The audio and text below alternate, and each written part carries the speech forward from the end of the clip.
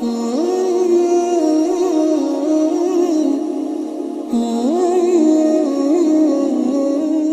শরীফে উল্লেখিত আছে, রোমান ফেরেশতা মৃত ব্যক্তির কবর হতে চলে যাওয়ার পর আরও দুজন ফেরেশতা কবরে এসে মৃত ব্যক্তিকে উঠিয়ে বসে তিনটি প্রশ্ন করে, তোমার রব কে, তোমার দিন কি এবং তোমার নবী কে? যারা এই প্রশ্ন করে থাকেন এদের নাম মুনকার ও নাকির।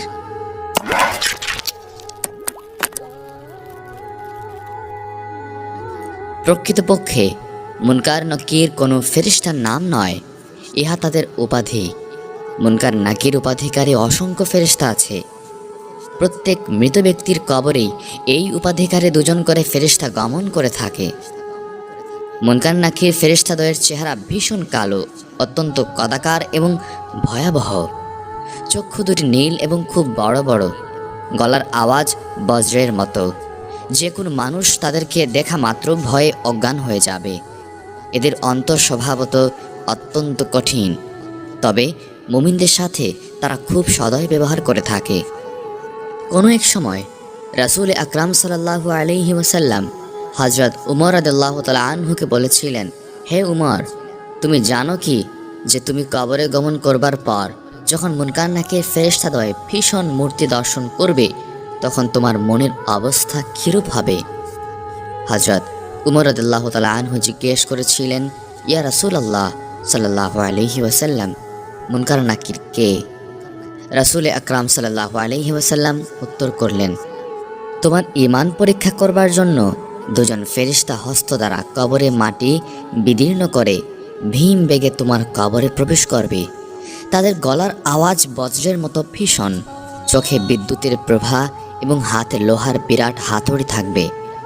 তারা তোমাকে উঠিয়ে বসিয়ে তিনটি প্রশ্ন করবে। যদি তুমি তাদের প্রশ্নের সঠিক উত্তর দিতে না পারো তবে তারা তোমাকে এমন ভীষণ প্রহার করে থাকবে যে তোমার শরীরের প্রতিটি হাড় চূর্ণ বিচূর্ণ হয়ে যাবে। আমিরুল মুমিনিন হযরত ওমর রাদিয়াল্লাহু তাআলা আনহু জিজ্ঞেস করলেন, ইয়া রাসূল আকরাম সাল্লাল্লাহু আলাইহি ওয়াসাল্লাম, সে সময় আমার জ্ঞান বুদ্ধি স্বাভাবিক থাকবে? হুজুরে আকরাম সাল্লাল্লাহু আলাইহি ওয়াসাল্লাম উত্তর করলেন, হ্যাঁ, তখন সকলের জ্ঞানই স্বাভাবিক থাকবে। এ কথা শুনে হযরত উমর রাদিয়াল্লাহু তাআলা আনহু বললেন, তাহলে আমার ভয়ের কোনো কারণ নেই, নিশ্চয় আমি তাদের প্রশ্নের উত্তর দিতে সমর্থ হব। রাসূল আকরাম সাল্লাল্লাহু আলাইহি ওয়াসাল্লাম উত্তরে বললেন, হ্যাঁ, প্রত্যেক মুমিন লোকেই তাদের প্রশ্নের সঠিক উত্তর দিতে সমর্থ হবে এবং মুমিন লোকদের প্রতি তাদের ব্যবহার কোমল ও সহানুভূতিপূর্ণ হবে। হাদিস শরীফে উল্লেখিত আছে যে মুনকার নাকির স্বীয় নখ ও দন্তের দ্বারা যখন কবরের তলদেশে মাটি বিদীর্ণ করবে তখন মৃত ব্যক্তি নামাজি হলে তার নামাজ তাদেরকে বাধা দিয়ে বলবে যে এদিক দিয়ে তোমরা আসতে পারবে না, কেননা এই দিনের ভয়েই এ ব্যক্তি একাগ্রচিত্তে নামাজ পড়েছে। তারা তখন ডান দিক দিয়ে আসতে চেষ্টা করবে। মৃত ব্যক্তি যদি দুনিয়াতে দান করে থাকে তবে দানের পূর্ণ তাদেরকে বাধা দিয়ে বলবে এদিক দিয়ে তোমরা আসতে পারবে না, কেননা এই দিনের বিপদাশঙ্কাতেই সে দান খয়রাত করেছে। ফেরেশতাদ্বয় পায়ের দিক দিয়ে আসতে চেষ্টা করলে পা তাদেরকে বাধা প্রদান করে বলবে যে এদিক দিয়ে আসতে পারবে না, কেননা এই দিনের বিপদাশঙ্কায় এই ব্যক্তি আমার সাহায্যে মাদ্রাসায়, মসজিদ ও ওয়াজ মাহফিলে গমন করেছিল। অবশেষে তারা বাম দিকে ভীষণ বেগে কবরে প্রবেশ করে মৃত ব্যক্তিকে উঠিয়ে বসে জিজ্ঞেস করবে, তোমার মাবুদ কে, তোমার পয়গম্বর কে এবং তোমার ধর্মের নাম কি? মৃত ব্যক্তি যদি ইমানদার হয় তবে সে তাদের প্রশ্নের উত্তরে বলবে, লা শারীকা আল্লাহ, আমার মাবুদ হযরত মুহাম্মদ সাল্লাল্লাহু আলাইহি ওয়াসাল্লাম, আমার পয়গম্বর এবং আমার ধর্মের নাম ইসলাম। ফেরেশতাদ্বয় তখনই তার উত্তর লিখে নেবে। আল্লাহ তাআলা বলবেন, হে মুনকার নাকির, আমার বান্দা ঠিক বলেছে। তখন তারা কবর হতে প্রস্থান করবে এবং আরও দুজন রহমতের ফেরেশতা কবরের দরজার উন্মুক্ত করে দিবে। সঙ্গে সঙ্গে বেহেশতের শীতল ও সুগন্ধি হাওয়া প্রবেশ করে কবরকে শান্তি নিকেতনে পরিণত করবে। তারপর তারা তার কবরে বেহেশতি শয্যা বিছিয়ে দেয় এবং তাকে বেহেশতি লেবাস পরিধান করিয়ে শয়ন করিয়ে রেখে চলে যায়। মৃত ব্যক্তি তখন পরম শান্তির আমেজে ঘুমিয়ে পড়ে। ইসরাফিল ফেরেশতার সিংহাধ্বনি না হওয়া পর্যন্ত তার সে সুখ নিদ্রা আর ভঙ্গ হবে না।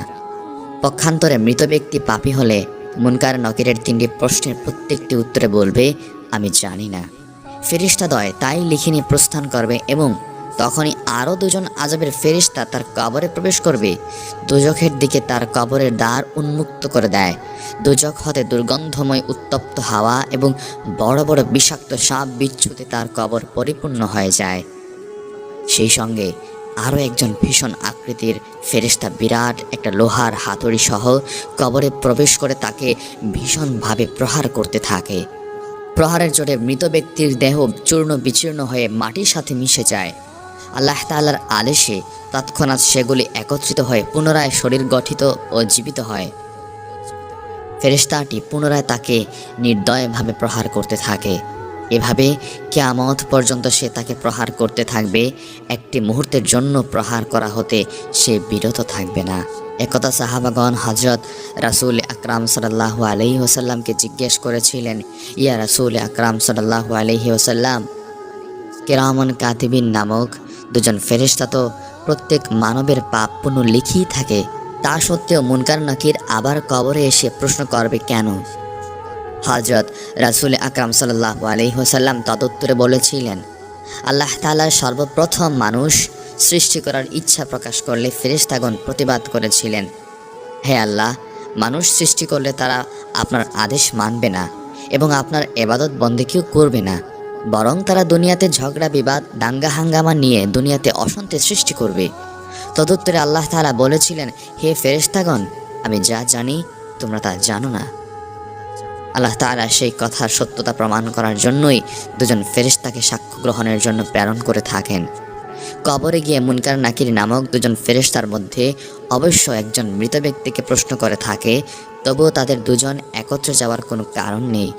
অত্যন্ত 2জনের সাক্ষ্য না হলেও কোনো সাক্ষ্য গ্রহণযোগ্য হবে না বলে বিবেচিত বলা হয়। যখন কোনো বান্দা মুনকার নাকিরের প্রশ্নের উত্তরে সর্বশক্তিমান আল্লাহকে তার একমাত্র মাবুদ বলে স্বীকার করে, তখন আল্লাহ তাআলা অত্যন্ত খুশি হন এবং গর্ব অনুভব করেন এবং ফেরেশতাগণকে সম্বোধন করে বলেন, হে ফেরেশতাগণ, আমার বান্দা কখনো আমাকে দেখেনি, তথাপি সে আমার উপরে অগাধ বিশ্বাস করেছে। দুনিয়াতে আমি তাকে নানারূপ দুঃখ কষ্ট ও বিপদ আপদের ভিতরে রেখেছিলাম, শোক তাপ ভাবনা চিন্তায় জর্জরিত করেছিলাম। তা সত্ত্বেও সে আমাকে তার একমাত্র মাবুদ বলে স্বীকার করেছে। পক্ষান্তরে যখন কোনো বান্দা মুনকার নাকির প্রশ্নের কোনো সদুত্তর দিতে না পারে, তখন আল্লাহ তাআলা অত্যন্ত দুঃখিত ও লজ্জিত হন। তাই তিনি রাগান্বিত হয়ে তার কবরে আযাবের ব্যবস্থা করে থাকেন।